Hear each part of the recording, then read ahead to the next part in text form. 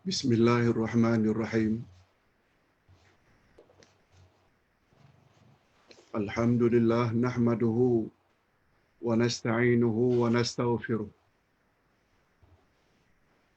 Wa na'udzu billahi min shururi anfusina wa min sayyiati a'malina. Man yahdihillahu fala mudilla lahu wa man yudlil fala hadiya lahu. Asyhadu an la ilaha illallah wahdahu la syarika lah wa asyhadu anna Muhammadan abduhu wa rasuluh la nabiyya ba'dah. Allahumma salli wa sallim ala nabiyyina Muhammad wa ala alihi wa sahbihi ajma'in, amma ba'd. Hadirin dan hadirat serta para pemirsa yang saya hormati, Assalamualaikum warahmatullahi wabarakatuh.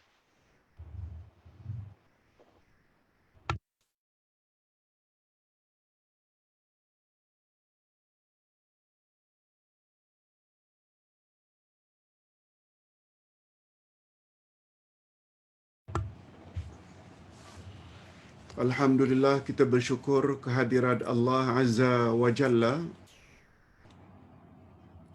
Berkat taufiknya kita dapat meneruskan lagi majlis ilmu kita dengan nama Allah atau Al-Asma'ul Husna Al-Quddus. Nama Allah Al-Quddus. Arti Al-Quddus adalah Maha Suci. Maha Suci.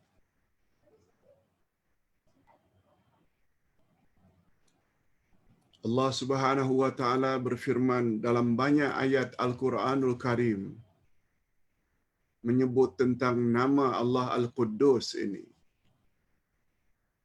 Baginda Rasul sallallahu alaihi wasallam juga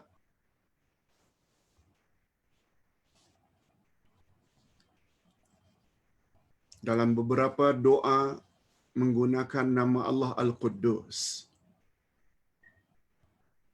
Allah Subhanahu wa taala berfirman antara lain dalam surat Al-Hasyr ayat yang ke-23, A'udzubillahi minasyaitonir rajim.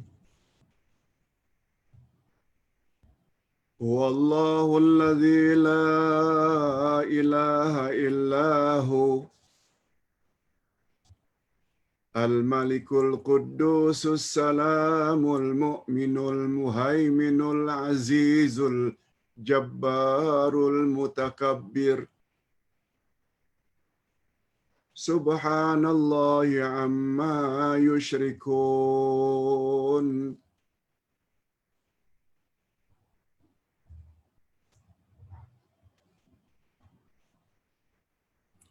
Dialah Allah yang tiada Tuhan selain Dia, Raja yang Maha Suci, yang Maha Sejahtera, yang mengurniakan keamanan, yang Maha memelihara, yang Maha Perkasa, yang Maha Kuasa, yang memiliki segala keagungan.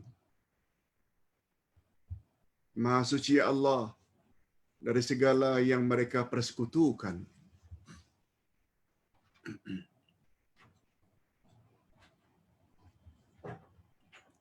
Di dalam ayat yang lain Allah juga berfirman, Al-Baqarah ayat 30.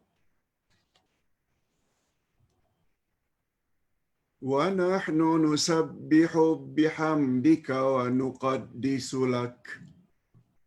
Padahal kami senantiasa bertasbih dan memuji Engkau dan mensucikan Engkau. Ini adalah perkataan para malaikat ketika Allah Subhanahu wa taala sampaikan kepada mereka cadangan Allah akan mencipta Nabi Adam. Satu di antara kata-kata mereka, wa nuqaddisu lak. kami mensucikan engkau. Nah, berikut ini setelah kita tahu berdasarkan dalil-dalil di atas bahwa salah satu nama dari nama-nama Allah Al-Quddus membuat kita tidak ragu lagi, maka berikut ini kita akan bahas pula makna Al-Quddus.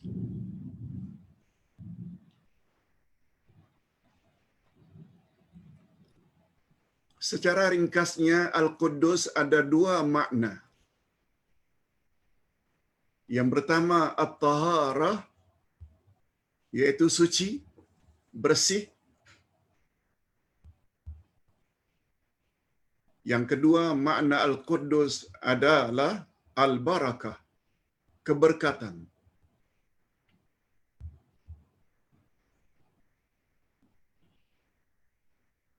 Al-Quddus makna asalnya Maha Suci.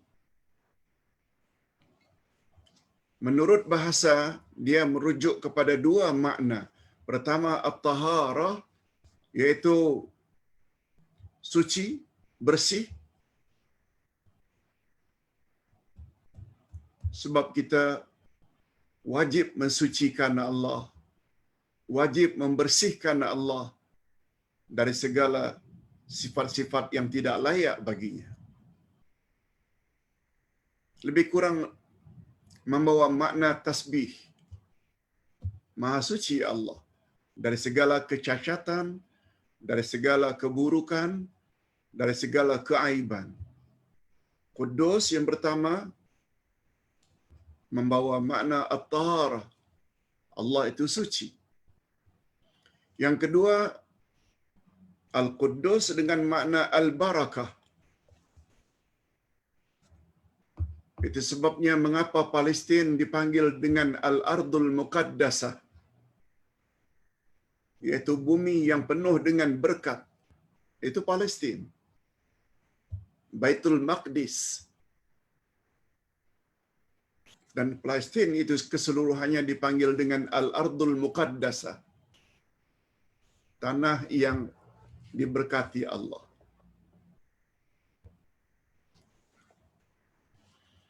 Jadi Allah menamakan dengan Al-Quddus. Ustaz lupa tadi tidak sebut. Ketika Al-Quddus diartikan dengan taharah,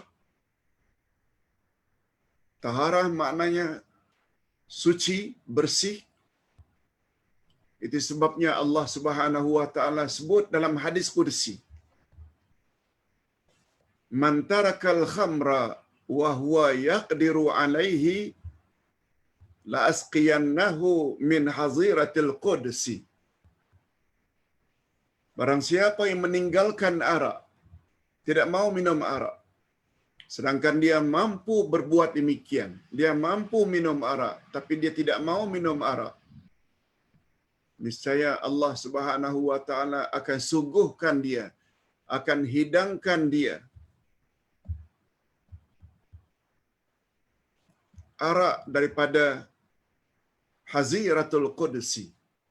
Haziratul Qudsi maknanya syurga. Siapa yang meninggalkan arak, tak mau minum, padahal dia mampu untuk minum, orang tersebut akan diberi minum oleh Allah dari minuman dalam syurga. Allahumma ja'alna minhum. Mudah-mudahan kita termasuk golongan ini. Yang kedua, Al-Quddus dengan makna Al-Barakah. Itu sebabnya ada istilah Baitul Maqdis, yaitu masjid yang ada di Palestin. Dan Palestin itu sendiri dipanggil Al-Ardul Muqaddasah, yaitu bumi yang penuh berkat. Dan atas sebab itu juga, mengapa Malaikat Jibril dipanggil dengan Rohul Qudus. Rohul Qudus maknanya roh yang suci, yang tak pernah walau sekali berbuat durhaka atau maksiat terhadap Allah. Rohul Qudus, Al-Qudsu.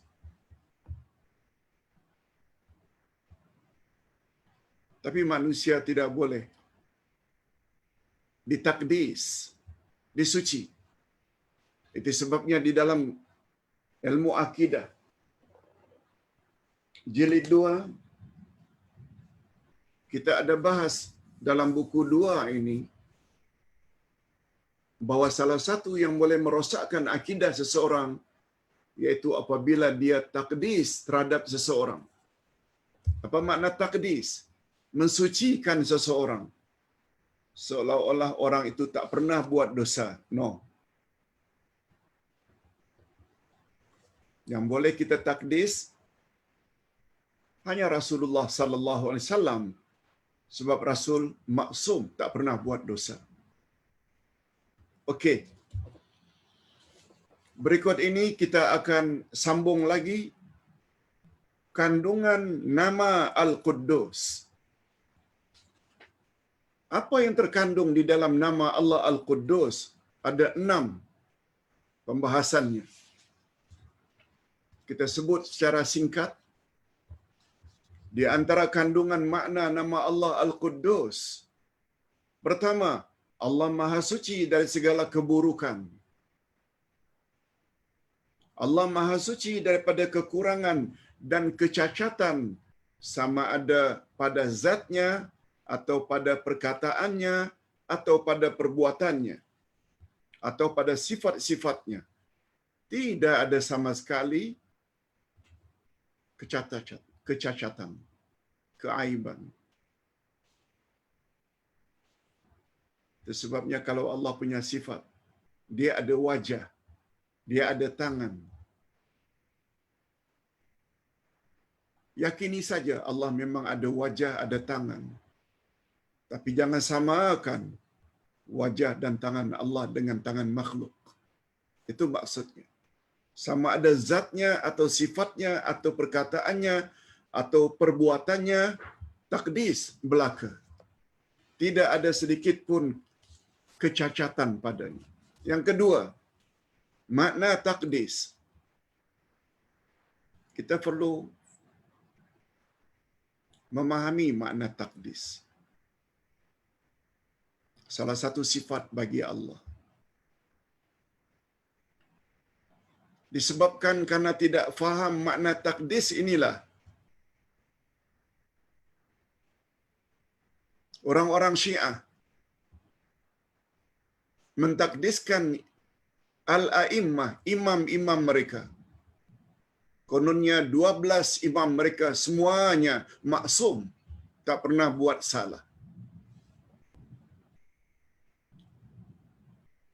Bagi kita umat Nabi Muhammad sallallahu alaihi wasallam, umat akhir zaman yang boleh kita takdis, kalau boleh, yaitu bersih dari segala dosa, hanya Nabi Muhammad sallallahu alaihi wasallam. Walaupun Abu Bakar, Umar, Osman, Ali, kita hormat dan respek, kita tidak boleh mentakdiskan mereka. Kononnya mereka itu maksum. No. Di sinilah bezanya kita Ahlus Sunnah wal Jamaah dengan Syiah. Nanti kita akan belajar pada buku 3.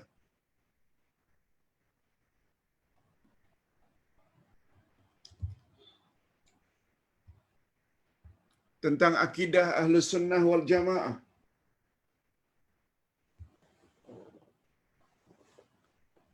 Pertama-tama yang akan kita bahas adalah tentang Syiah. Dan ada 12 kaedah atau akidah Syiah. Satu di antara 12 akidah Syiah, Asmatul A'immah.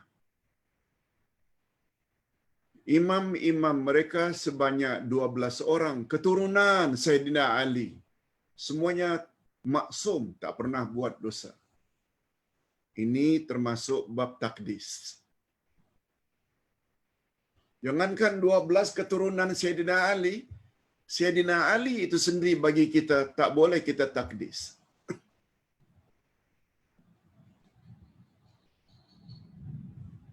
Ini gara-gara tidak memahami makna Al-Quddus. Al-Quddus hanya milik Allah. yang suci dari segala kecacatan. Makna kedua, at-taqdis. Allah Maha Suci, lagi Maha Agung, Maha Terpuji dengan segala kelebihan dan kebaikan. Dengan segala kelebihan dan kebaikan. Dia, yakni Allah, memiliki sifat, segala sifat yang sangat sempurna. Segala sifat yang sangat sempurna.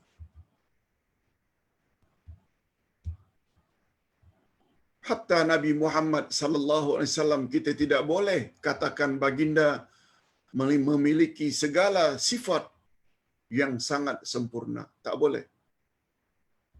Sebab baginda juga memerlukan ibu bapa atau nenek untuk membolehkan beliau zahir di atas muka bumi. Baginda juga ngantuk. Baginda juga wafat. Baginda juga perlu makan. Baginda juga perlu minum. Baginda perlu kawin. Yang kesemuanya itu tidak diperlukan oleh Allah. Itu sebabnya Allah dipanggil Al-Quddus. Kandungan berikutnya yang ketiga, Al-Quddus. Allah sebagai sumber semua keberkatan. Allah menjadi sumber segala keberkatan. Sungguh banyak dan luas kebaikannya di bumi dan di langit. Keberkatan yang mencakupi pada zatnya, yang mencakupi seluruh namanya, sifatnya dan perbuatannya. Semua penuh dengan keberkatan. Sebabnya kalau Allah SWT turunkan keberkatan dari sisinya pada insan tertentu, ikutilah insan itu. Pasti awak akan selamat. Dan insan itu kita kenal pasti untuk umat akhir zaman adalah Nabi Muhammad sallallahu alaihi wasallam. Tempat yang paling banyak diberkati oleh Allah adalah di masjid. Itu sebabnya salat di masjid lebih banyak ganjarannya berbanding salat di rumah. Kitab yang paling banyak Allah turunkan keberkatan Al-Quran. Sebabnya apabila kita baca walau tak faham, kita layak mendapat ganjaran pahala dari sisi Allah. Begitu juga Allah turunkan dalam bulan Ramadan. Itu sebabnya bila kita beribadat pada bulan Ramadan, nilai ibadat tersebut lebih banyak ganjarannya berbanding ibadat di dalam bulan-bulan yang lain. Itu sebabnya malam yang paling banyak Allah turunkan keberkatan adalah malam Lailatul Qadar. Nah, begitulah seterusnya makna keberkatan yang pernah kita sebut sebelum ini dalam segmen tanya jawab. Itu sebabnya ucap selamat antara sesama bukan Ramadan Karim, tapi yang lebih tepat adalah Ramadan Mubarak atau Ramadan Al-Mubarak. Itu lebih tepat. Yang keempat, dia maha suci daripada penyerupaan dengan seorang pun. Maha suci Allah. Sebagaimana Allah sebut pada penghujung ayat atau surah Al-Ikhlas, walam yakul lahu kufuwan ahad. Allah tak serupa dengan satu apapun juga. Yang kelima, ini kemuncak. Hanya dia saja yang layak disucikan, diagungkan dari semua makhluk. Allah saja yang layak diagungkan, disucikan. Dan atas dasar itulah para malaikat berkata kepada Allah ketika mereka dimaklumkan penciptaan Adam, wa nahnu nusabbihu bihamdika wa nuqaddisu lak. Seolah-olah membawa makna, untuk apa kau cipta makhlukmu di atas muka bumi yang hanya akan membuat kerosakan dan pertumpahan darah. Kami senantiasa mensucimu dengan memujimu, wa nuqaddisu lak, dan kami mensucikan engkau ya Allah. Itu kata-kata malaikat. Ini memberi makna yang boleh kita takdis sucikan hanya Allah. Bayangkan. Jangankan kata Syiah yang sesat itu. Dari kalangan umat Ahlus Sunnah wal Jamaah juga ada tak yang keterlaluan menyanjung orang-orang alim? Apakah dia dinamakan Tuan Guru? Apakah dia dipanggil dengan Wali Allah? Apakah dia dipanggil dengan Kiai? Apakah dia dipanggil dengan Habaib atau Habib-Habib? No. Itu adalah salah. Manusia tak seorang pun layak ditakdis. Sempurna dan hebat bagaimanapun seseorang ulama, dia mesti ada kekurangan, dia mesti ada kesilapan. Bagi kita yang bermazhab Syafi'i, umat Islam Nusantara, rasanya tidak ada setelah Syafi'i yang lebih alim dari Syafi'i. Bagi kita. Begitu juga Imam Abu Hanifah, Imam Malik, Imam Ahmad Ibnu Hanbal. Bagi negeri masing-masing. Ustaz buat contoh kata-kata Imam Asy-Syafi'i. Apabila pendapatku bercanggah dengan hadis yang sahih. Apabila pendapatku bercanggah dengan hadis yang sahih. Campak olehmu pendapatku. Campak ke dinding pendapatku. Ambil hadis yang sahih. Bukankah itu memberi isyarat? Hatta Imam Asy-Syafi'i, orang yang sealim itu, tak pernah declare, tidak pernah membuat statement atau kenyataan beliau maksum. Beliau tidak mau ditakdiskan. Semua imam yang 4 itu pernah mengatakan, "Idza sahhal hadis fahuwa mazhabi." Bila hadis yang kamu dapati itu hadis yang sahih, itulah dia mazhab aku. Itulah dia pendapat aku.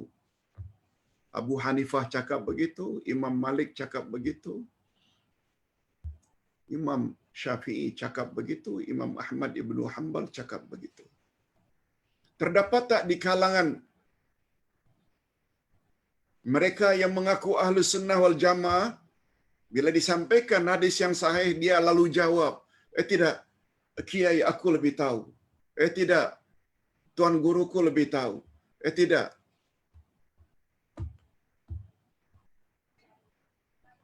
Bukan hanya Syiah.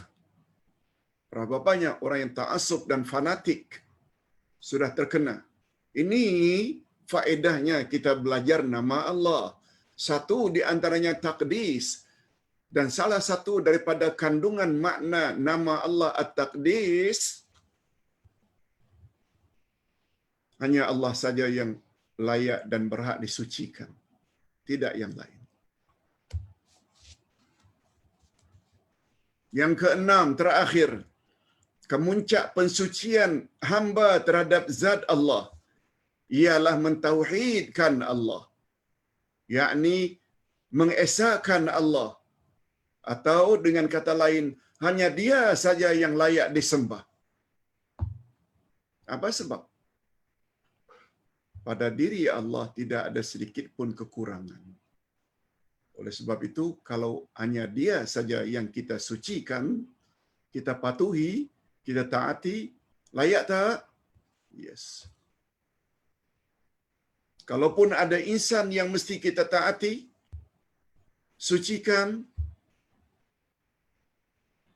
karena tidak pernah melakukan silap, hanya Nabi Muhammad sallallahu alaihi wasallam. Itu sebabnya kata ulama akidah, hak Allah berbeda dengan hak makhluk. Hak Allah antara lain ibadat.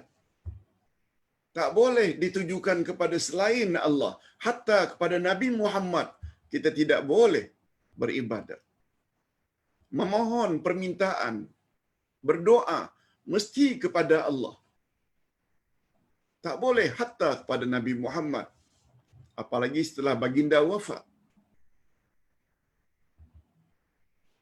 Tetapi kata ulama akidah, hanya satu hak saja sama betul antara hak Allah dengan hak Nabi. Hak tersebut dipanggil dengan haqqut ta'ah, hak ketaatan.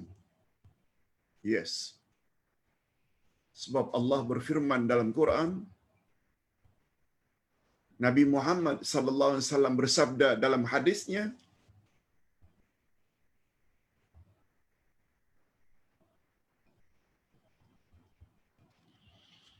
"Man ata'ani faqad ata' Allah." Siapa yang taat padaku, itu bermakna ia taat pada Allah. "Wa man asani faqad asallah." Siapa yang durhaka kepadaku, kata Nabi, itu bermakna dia durhaka kepada Allah. Sebab Nabi Muhammad adalah Rasulullah, utusan Allah. Coba dengar baik-baik hadis ini.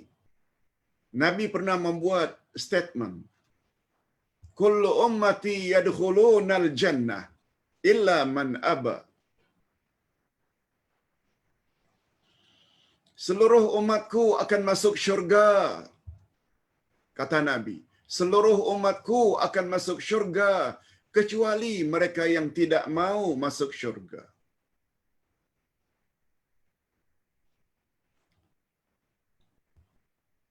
Jangan lekas gembira. Hadis tak selesai lagi. Kullu ummati yadkhulunal jannah illa man aba. Seluruh umatku akan masuk syurga, kecuali mereka yang enggan, tidak mau masuk syurga. Qila, lalu Nabi ditanya, "Man ya'ba ya Rasulullah?" Siapa orang yang enggan masuk syurga dari kalangan umatmu itu, ya Rasulullah? Siapa ya Rasulullah? Kami ingin tahu. Coba dengar baik-baik jawaban Nabi.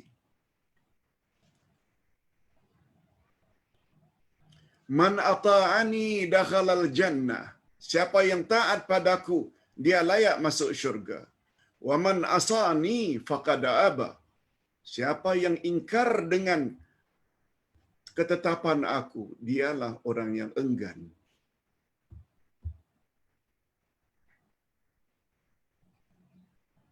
Anda boleh pilih. Make your choice.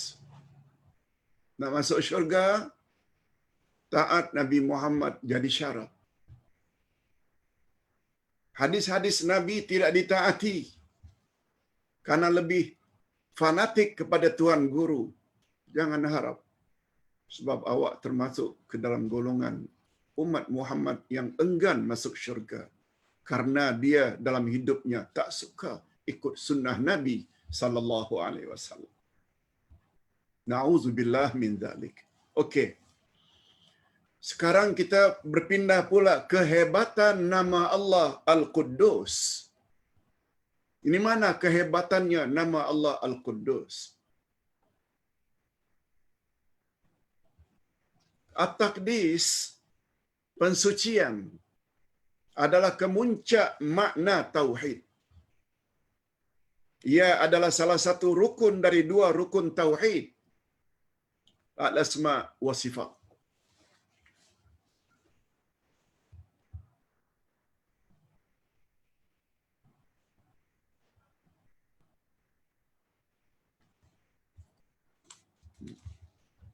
Cara mudahnya macam ini. Tak payah bacalah. Cara mudahnya macam ini. Kalimat tauhid, la ilaha illallah.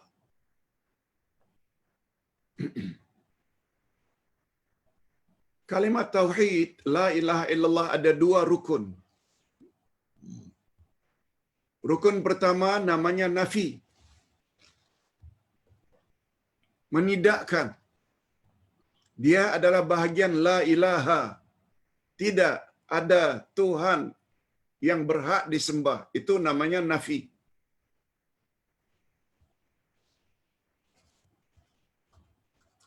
Bahagian kedua illallah, Ini namanya isbat. Kita menetapkan yang berhak disembah hanya Allah. Coba ulang sekali lagi, rukun kalimat tauhid ada berapa? 2. Pertama nafi, yang kedua isbat. Kalau hanya baca dalam zikir la ilah, la ilah, la ilah tak boleh. Dalam zikir hanya illallah, illallah, illallah tak boleh. Dia mesti lengkap dua-dua. La ilaha illallah, la ilaha illallah, la ilaha illallah. Itu baru sempurna kalimat tauhid. Dan kalimat tauhid tidak sah kalau tidak dipenuhi 2 rukun. Rukun pertama la ilaha, ini bahagian penafian. Yang kedua bahagian isbat, menetapkan, mengisbatkan hanya Allah yang berhak disembah illallah. Nah, bila kita bawa bab takdis, takdis maknanya pensucian. Pensucian maknanya penafian segala sifat yang tidak elok. Takdis maknanya mensucikan dari segala sifat yang tidak elok. Mensucikan dari segala keaiban, kecacatan, keburukan. Kedudukan takdis sama dengan nafi. Mensucikan Allah dari segala sifat-sifat yang tidak elok. Itu sebabnya di sini dikatakan rukun tauhid itu ada 2. Pertama mengisbatkan, menetapkan kesempurnaan Allah. Yang kedua membersihkan Allah dari segala bentuk kekurangan. Itu sebabnya Ustaz pernah sebut, bila kita berzikir dahulukan alhamdulillah atau subhanallah. Jawabnya subhanallah dulu. Subhanallah sama dengan takdis. Apa makna subhanallah? Maha suci Allah. Maha suci Allah daripada apa? Dari segala keburukan, keaiban, kecacatan. Segala yang tidak elok. Maha suci Allah. Alhamdulillah, segala puji milik Allah. Itu namanya isbat. Menetapkan, mengisbatkan Allah Maha sempurna. Oleh sebab itu, zikir subhanallah walhamdulillah sama betul dengan maksud la ilaha illallah. La ilaha itu subhanallah, illallah itu alhamdulillah. Ini sebenarnya hanya pengulangan saja untuk lebih memantapkan makna takdis. Okey.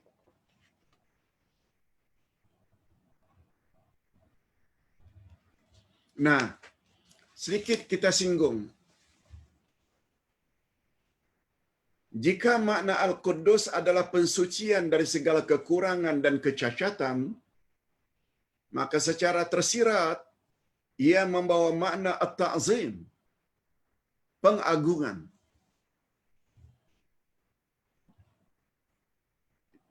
Dan isbatu sifatil kamal, yaitu menetapkan segala sifat kesempurnaan.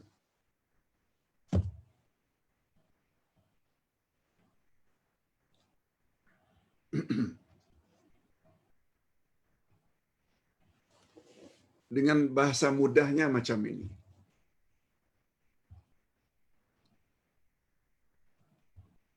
Kalau kita sucikan Allah dari segala kekurangan,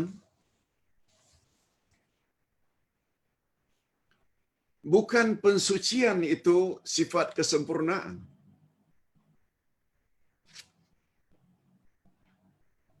Tapi apa yang tersirat dalam pensucian itu membawa makna kesempurnaan. Itu sebabnya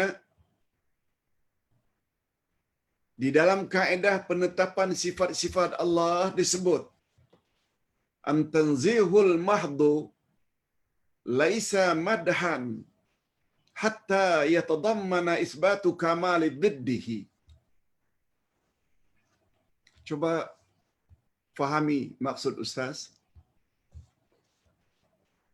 Itu sebabnya buku ini bila belajar sendiri agak susah memahaminya. Tapi bila kita belajar dengan berguru, apalagi guru tersebut yang menulis atau yang menyusunnya, lagi mudah memahaminya. Pensucian semata-mata tidak membawa makna terpuji, sehingga ia mengandungi isbat penetapan kesempurnaan lawannya.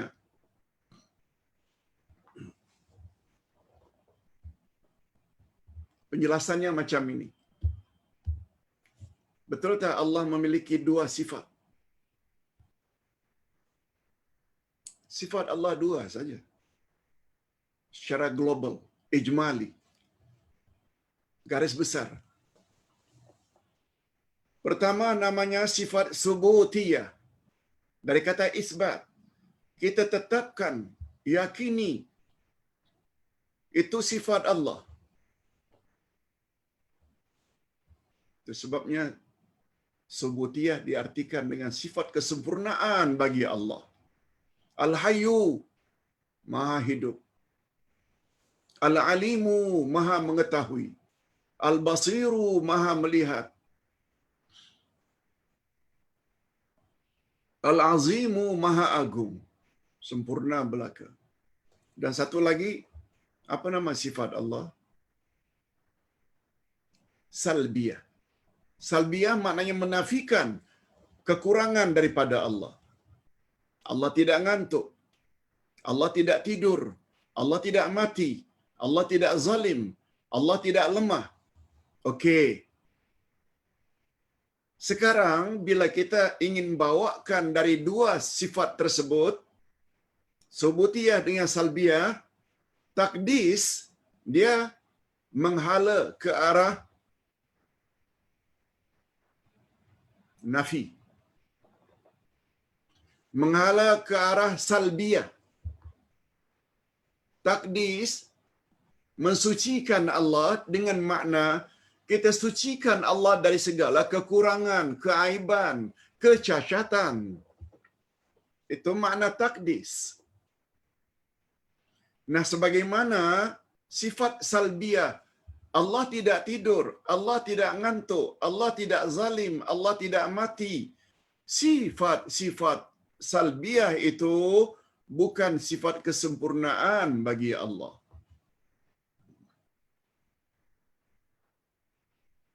Kata ulama akidah, mengapa menafikan kekurangan dari sisi Allah? Allah tidak ngantuk, Allah tidak tidur, Allah tidak lemah, Allah tidak jahil.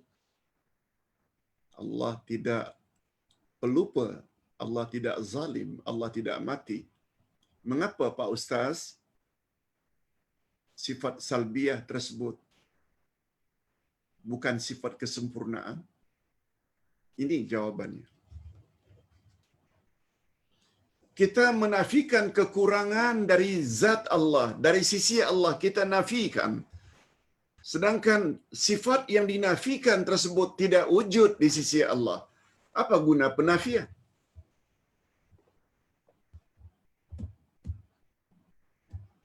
Wa huwa hayyun la yamut. Allah itu hidup. Dia tidak mati. Yes, hidup itu sifat kesempurnaan, subutiyah. Dia tidak mati, itu adalah salbiyah. Pak Ustaz tadi sebut, Allah tidak mati, itu bukan sifat kesempurnaan. Bukan. Mengapa bukan, Pak Ustaz? Kita coba menafikan kematian di sisi Allah atau dari sisi Allah. Sedangkan kematian memang tidak wujud di sisi Allah. Apa gunanya penafian tersebut? Takkan tak ada faedahnya, Pak Ustaz? Ada. Yes, ini dia yang Ustaz ingin tujukan. Sifat salbiah bagi Allah, Allah tidak mati, Allah tidak zalim. Sebenarnya barulah dinamakan sifat itu sifat sempurna bila kita isbatkan lawan yang dinafi. Bila kita isbatkan lawan yang dinafi. Bukan sifat sempurna bagi Allah tidak mati. Tapi lawan dari mati itu yang mesti kita isbatkan. Apa lawan mati? Hidup. Yes. Allah itu maha hidup, itu yang sempurna. Allah tidak zalim. Bukan sifat kesempurnaan. Itu sebabnya dia dikatakan salbiyah. Mengapa Allah disifati dengan sifat salbiyah, Pak Ustaz? Padahal sifat salbiyah itu menafikan kekurangan dari sisi Allah. Menafikan kekurangan dari sisi Allah bukan sifat kesempurnaan. Sebab zalim memang tidak wujud di sisi Allah. Tapi dia menjadi sempurna bila kita isbatkan lawan yang dinafi. Apa lawan zalim? Adil. Yes. Allah maha adil. Itu yang sempurna. Allah tidak ngantuk. Allah maha hidup. Allah tidak buta. Maknanya Allah maha melihat. Allah tidak bisu. Kalau ada sifat macam itu, bukan tidak bisu, itu sifat kesempurnaan bagi Allah. Tapi isbatkan lawan daripada bisu. Allah berkata-kata senantiasa. Yes. Itu penjelasan daripada ayat tadi. Ini dikuatkan lagi oleh Allah dengan ayat berikut. Laisa kamitslihi syai' wa huwas samiul basir. Tidak ada sesuatu pun yang serupa dengan dia, dan dialah yang maha mendengar lagi maha melihat. Lihat, setelah Allah nafikan, dia tak serupa dengan satu apapun juga. Kemudian Allah Subhanahu Wa Taala isbatkan, dia maha mendengar lagi maha melihat. Daripada ayat inilah muncul dua sifat utama bagi Allah, yaitu subutiyah dan salbiyah.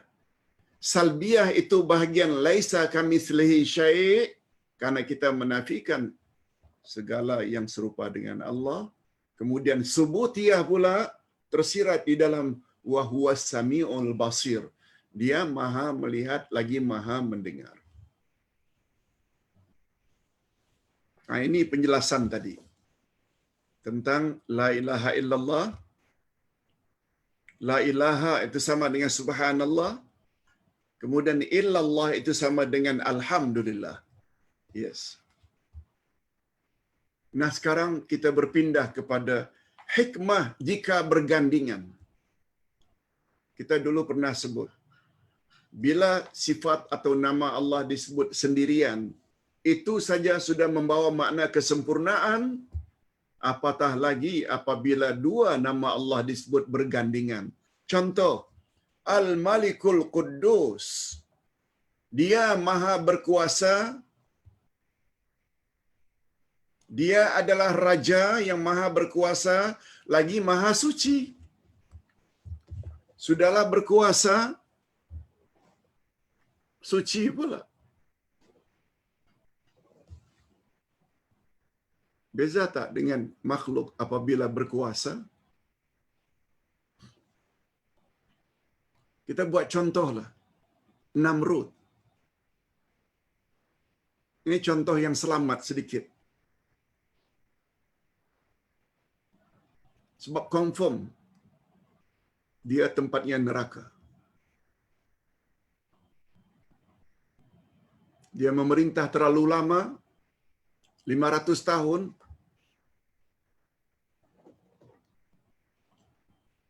Lalu dia zalim. Dicampaknya Ibrahim ke dalam api. Contoh berikutnya, Fir'aun di zaman Nabi Musa. Nabi Musa dan Bani Israel dikejar untuk dibunuh. Akhirnya dia kecundang, dia mati. Nak buat contoh, manusia bila berkuasa, dah mulalah dia zalimi rakyat, dia makan duit rakyat. Jadi di mana letaknya dia berkuasa dan dia maha suci dari kekurangan? Tak. Manusia kadang-kadang berkuasa, tetapi dia telah salah gunakan kuasa. Beza dengan Allah. Dia Al-Malik, and the same time dia juga adalah Al-Quddus. Al-Malikul Quddus. Selada dia berkuasa, dia bersih pula, suci pula dari segala kekurangan. Kita teruskan dengan kesan beriman dengan nama Allah Al-Quddus. Ini banyak. Ada 4 kesannya. Mudah-mudahan kita semua setelah kita tahu dan belajar nama Allah Al-Quddus, mudah-mudahan kita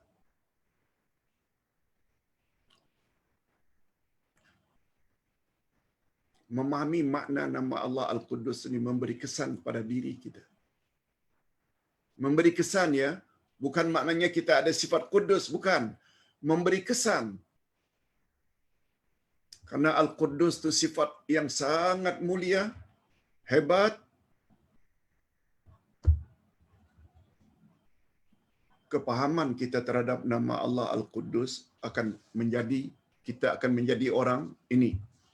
Nama yang agung ini akan membentuk jiwa mukmin untuk mencintai dan mengagungkan Tuhan sekalian alam. Sebab dia tahu dia tidak suci.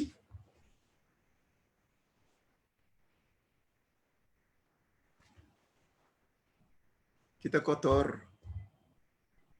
Sebabnya bila ingin beribadat pada Allah, umpamanya salat, awak mesti bersuci dulu. Zahir batin. Beruduk ke, itu mensucikan jasmani. Khusyuk ke, mensucikan hati. Karena manusia kotor. Dia buang air besar, buang air kecil, dia buang angin. Semua itu menunjukkan dia kotor, dia berkeringat. Dia junub. Itu sebabnya dia mesti bersih daripada hadas dan najis. Karena yang tak disembah ini maha suci.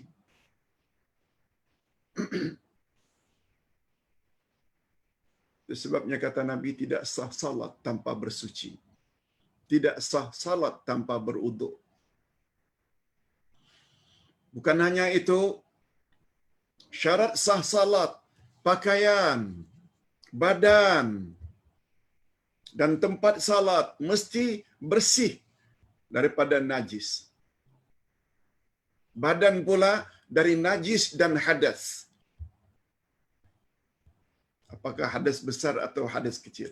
Karena yang tak disembah itu maha suci, Al-Quddus. Oleh itu sewajarnya lah mukmin tersebut berusaha untuk membersihkan hatinya dari segala bentuk kesyirikan dan kezaliman. Syirik adalah penyakit hati yang sangat berbahaya. Kita lihat orang kafir bersih kulitnya, putih, handsome lagi, cantik, jelita. Tahu tak anda? Manusia kafir itu cantik macam mana pun, luarannya handsome, cantik, dia adalah makhluk yang paling kotor dalam pandangan Tuhan. Karena dia ada sifat syirik, menyembah selain daripada Allah Azza wa Jalla.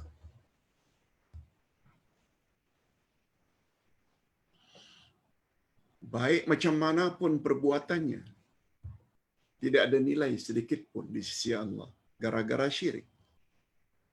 Allah berfirman pada ayat 65 Az-Zumar, la in asyrakta la yahbatanna amaluk wa la takunanna minal khasirin.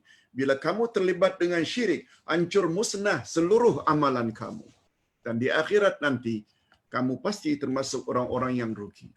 Oleh sebab itu, kita jangan setakat bersih luaran, ini namanya at-taharatul hissiyah, bersih physically, tapi juga mesti bersih maknawiyah, rohani kita dari penyakit-penyakit hati. Syirik, riya, ujub, takabbur, hasad, dengki. Semuanya itu adalah kotor. Itu sebabnya kata Nabi,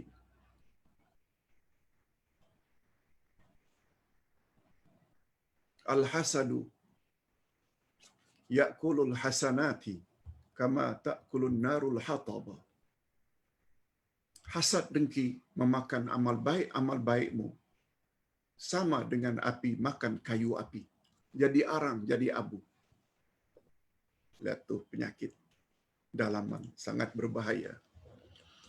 Yang kedua, nama yang agung itu juga akan membentuk jiwa mukmin untuk senantiasa berusaha menghindarkan diri dari dua fitnah.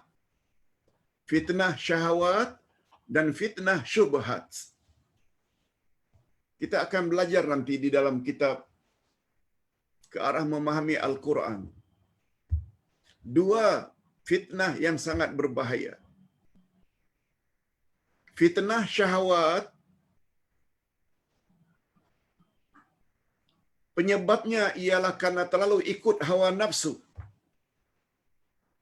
Ingin memuaskan nafsu seks lalu berzina. Ingin mencantikkan diri lalu keluar rumah tanpa menutup aurat.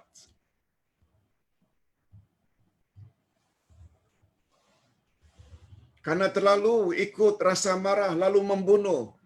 Itu namanya fitnah syahwat. Sebab pendorongnya adalah hawa nafsu. Fitnah yang satu lagi adalah fitnah syubhat. Fitnah syubhat maknanya fitnah ragu-ragu. Tak sure, tak pasti. Terutama dalam hal-hal keagamaan. Penyebabnya adalah karena kecetekan ilmu. Karena sedikit ilmu agama. Jadi segala-galanya pakai agak-agak saja. Fitnah juga. Cuma yang pertama, kalau ikut hawa nafsu namanya fitnah syahwat. Mereka kata syahwat.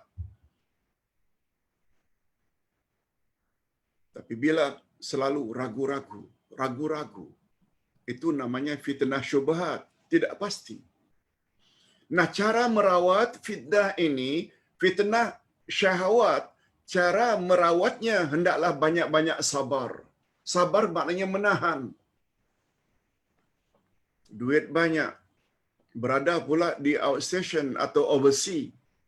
Ada keinginan, ingin memuaskan nafsu seks dengan wanita-wanita murahan. Kita tahan. Dengan menahan tak jadi. Sedang marah akan memukul sesuatu, lalu kita tahan. Tak jadi kita memukul. Yes, sabar. Ini gunanya kita berpuasa. Bila kamu berkelahi dengan satu orang, atau dia caci kamu, jangan dijawab. Katakan saja, ana saim, aku berpuasa. Jawab saja, ana saim, beberapa kali. Jangan dilayan. Ya, itu namanya sabar. Nah, cara untuk mengatasi fitnah syubhat pula, kedangkalan ilmu, obatnya adalah yakin. Yakin. Dan yakin tidak akan boleh datang dengan sendirinya kecuali dengan belajar. Belajar. Baca Quran, fahami maknanya. Baca hadis Nabi, fahami maknanya. Attend kelas, terutama kelas-kelas yang mengajak kita kepada Quran dan Sunnah. Itu saja cara untuk terhindar dari fitnah syubhat. Coba tengok berapa banyak. Dah puluhan dah. Soal jawab. Ustaz cuba jawab dengan panjang lebar. Ada tak sedikit sebanyak pertambahan ilmu yang sebelumnya kita tak tahu, sekarang jadi tahu? Berkat kita mau belajar. Yes. Nah, yang ketiga, nama yang agung ini juga akan memberi kesan kepada jiwa orang yang beriman untuk senantiasa menghindarkan diri. Bukan sahaja terhadap perkara yang nyata-nyata haram, makruh, syubhat, malahan juga dia akan menjauhi perkara-perkara mubah yang boleh oleh agama jika dikhawatirkan dapat melalaikan daripada mengingati Allah. Jangankan terhadap perkara yang nyata-nyata haram, makruh. Terhadap perkara yang boleh pun dia kadang-kadang tak mau terlibat. Itu sebabnya ada setengah orang tak mau punya televisyen. Itu sebabnya setengah-setengah keluarga tak benarkan anak-anaknya mempunyai gadget atau laptop atau handphone. Sebab di dalam ini ada macam-macam kita boleh keluarkan. Bermacam-macam aplikasi. Bukan hanya yang baik-baik, juga yang buruk-buruk banyak dalam ini. Itu maksudnya perkara itu asalnya boleh, tapi karena bimbang, dia lebih memilih untuk tidak bagi anaknya laptop. Itu maksudnya. Yang keempat, ini kesan beriman pada nama Allah Al-Quddus.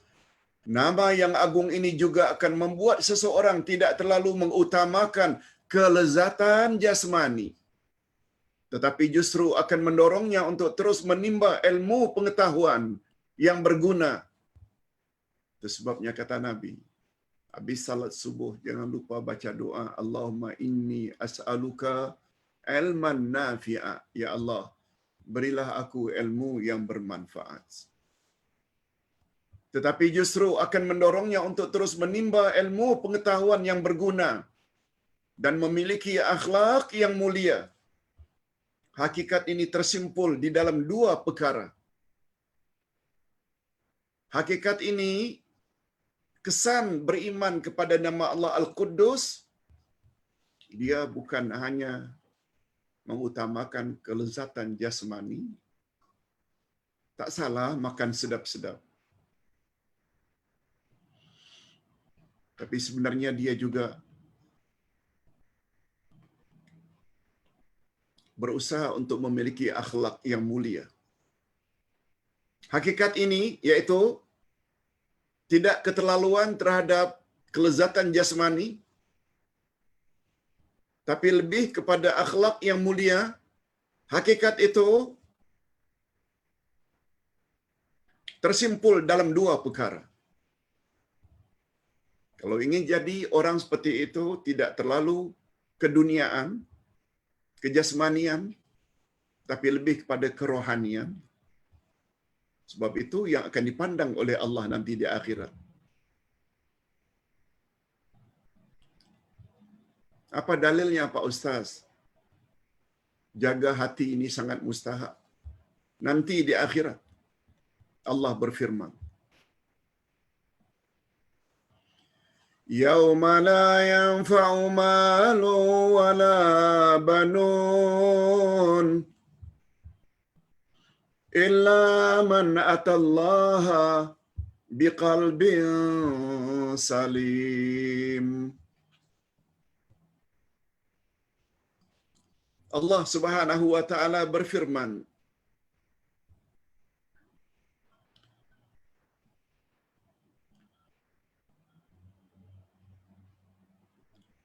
pada hari itu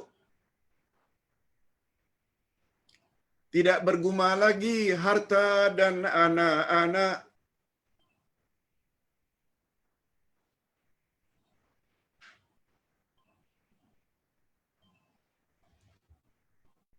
pada hari itu tidak bermanfaat lagi harta dan anak-anak, Illa man atallaha biqalbin salim.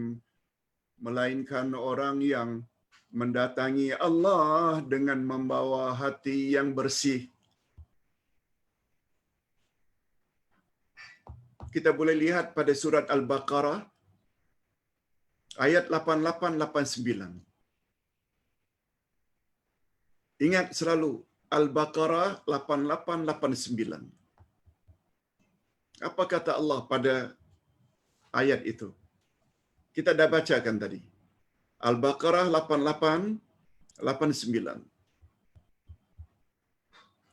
Pada hari itu, yakni pada hari berhisab, hari kiamat, tidak ada guna lagi harta walau banyak macam mana pun. Dulu milioner, jutawan, juga anak, banyak anaknya, tak ada guna kecuali orang yang menemui Allah dengan membawa hati yang mulia. Yes.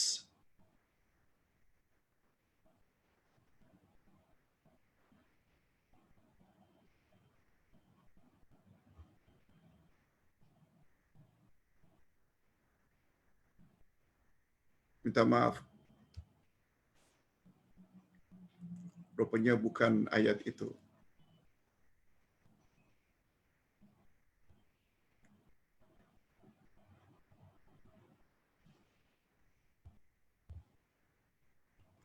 Minta maaf. Maksud Ustaz surat Asy-Syu'ara. Asy-Syu'ara ayat 88-89. Allah sebut, pada hari berhisab nanti, duit sudah tak ada guna lagi. Memang tak ada duit pun ketika itu. Anak juga tidak ada berguna lagi. Sebab pada hari itu hidup nafsi-nafsi. Manusia yang selamat adalah manusia yang apabila membawa atau mempunyai hati yang salim. Salim maknanya selamat dari segala penyakit hati. Syirik, riya, ujub, takabur, hasad, dengki. Jadi Ustaz ulang sekali lagi. Hakikat ini tersimpul dalam dua perkara. Yaitu memiliki akhlak yang mulia. Itu yang kita utamakan dalam hidup. Apa dia dua perkara itu? Pertama, berusaha terus mencari kebenaran yang hakiki. Ini macam yang kita cari dalam majlis seperti ini. Apa makna Al-Quddus? Itu maknanya kita berusaha untuk mencari kebenaran yang sebenarnya. Berdasarkan ayat Quran dan hadis Nabi.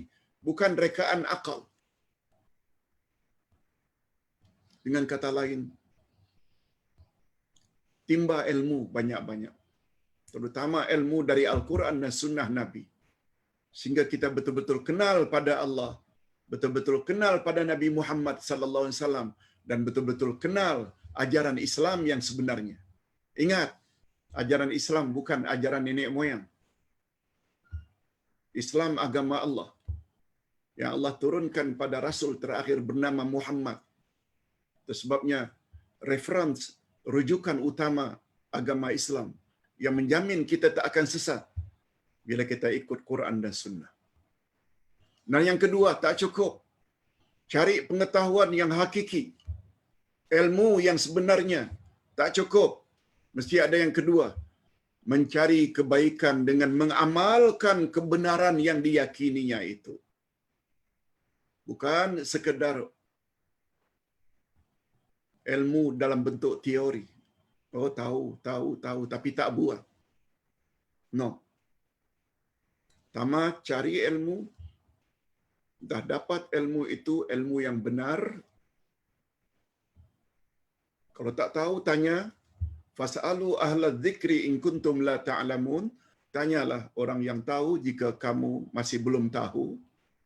Itu sebabnya Ustaz cuba layan.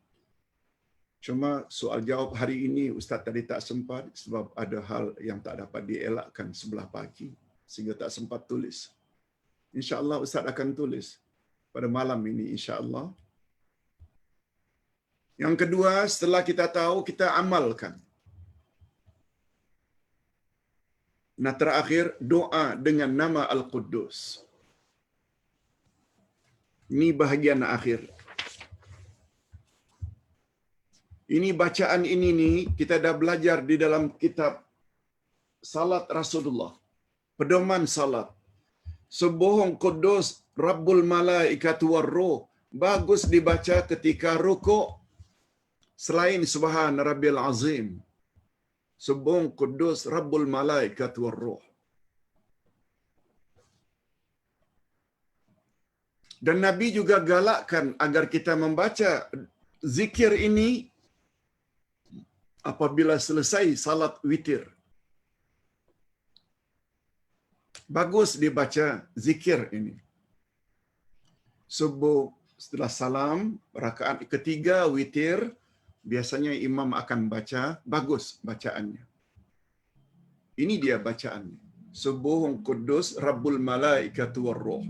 Subuhun Kudus Rabbul Malaikat Warruh.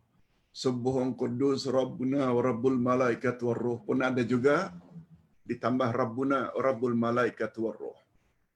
Maknanya, ya Allah, Engkau Maha Suci.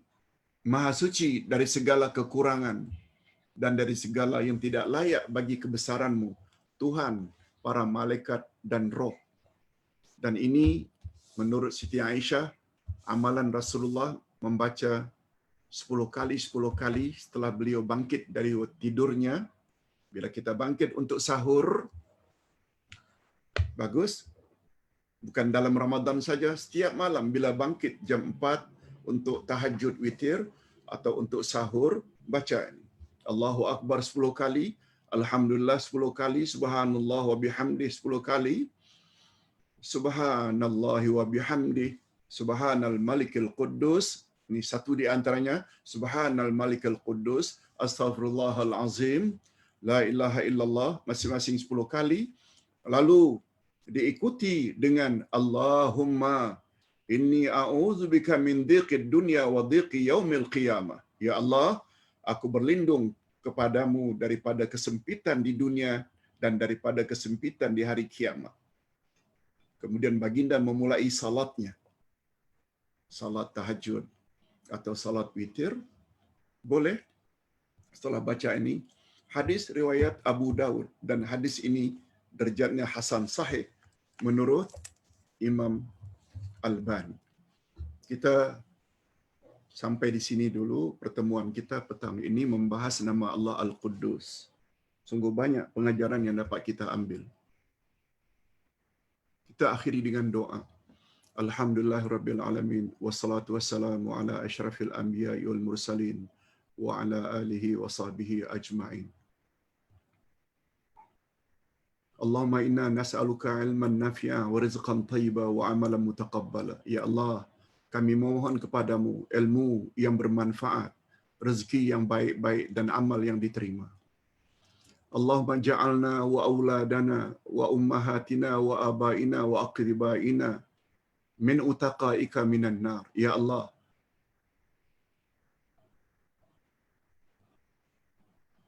jadikanlah kami, ya Allah, jadikanlah kami, jadikanlah ibu bapa kami, kaum kerabat kami, anak-anak, zuriat, keturunan kami, cucu cicit kami, termasuk ke dalam golongan orang-orang yang Engkau akan bebaskan daripada api neraka.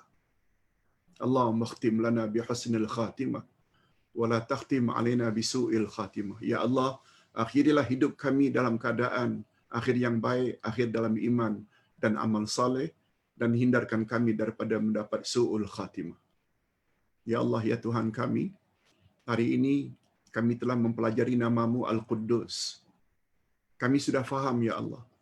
Oleh sebab itu, masukkanlah ke dalam jiwa kami kesan positif daripada pengetahuan kami tentang nama-nama-Mu, khasnya nama Al-Quddus, sehingga kami menjadi orang yang baik dalam pandangan-Mu. Wassallallahu ala nabiyyina Muhammad wa ala alihi wa sahbihi ajma'in.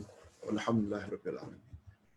Subhanakallahumma wa bihamdik asyhadu an la ilaha illa anta astaghfiruka wa atubu ilaik. Assalamualaikum warahmatullahi wabarakatuh.